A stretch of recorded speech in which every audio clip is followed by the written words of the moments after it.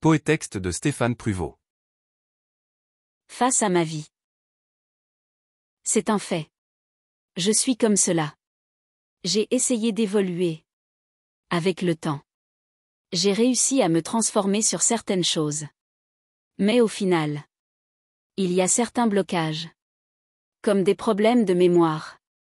Que j'ai depuis toujours. En fait, surtout d'arriver à pouvoir apprendre par cœur quelque chose. Je n'ai jamais réussi. Il m'est arrivé parfois d'essayer de travailler dessus. Pour essayer de résoudre ce problème. Mais toujours sans succès. Mais en fait, ce n'est pas un réel problème. J'ai pu continuer à vivre sans. Car oui, j'ai fini par vivre avec. Et je pense que cela fait partie de ma personnalité.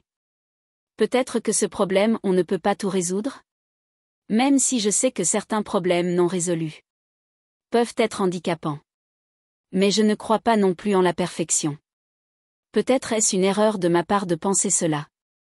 Mais justement c'est comme cela. Je fais avec.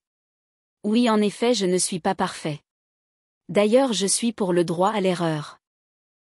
Le tout c'est lorsque l'on commet une erreur, c'est de l'assumer. Le problème c'est que peut-être parfois, on ne se rend pas compte de ses erreurs? Et souvent lorsque l'on est dans l'erreur, ce n'est pas soi qui s'en rend compte, mais l'entourage qui le dit. Même si parfois l'entourage ne sait pas tout. Et c'est là éventuellement que c'est l'entourage qui se trompe. Car elle n'a pas toutes les informations. Et que c'est compliqué de lui donner. Car le peu de fois où vous l'avez fait, cela s'est retourné gravement contre vous. Car ces personnes n'avaient pas accepté votre version des faits. Cela s'est très souvent arrivé dans ma vie. Et cela depuis mon enfance. Un exemple que je cite souvent. Lorsque j'étais en Angleterre, lors d'une colonie de vacances musicales.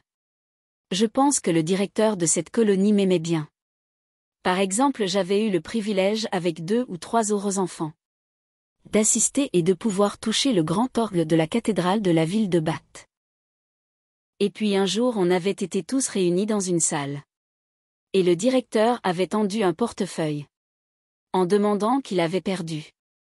Ce portefeuille ressemblait beaucoup au mien. Donc sans regarder si j'avais perdu mon portefeuille, ou pas. J'avais levé la main pour dire que c'était le mien. Le problème c'est que ce n'était pas le mien. Et très rapidement ils s'en sont aperçus. Et le regard de ce directeur sur moi changea de tout au tout. À partir de ce jour-là. Certes on ne m'avait pas traité de voleur.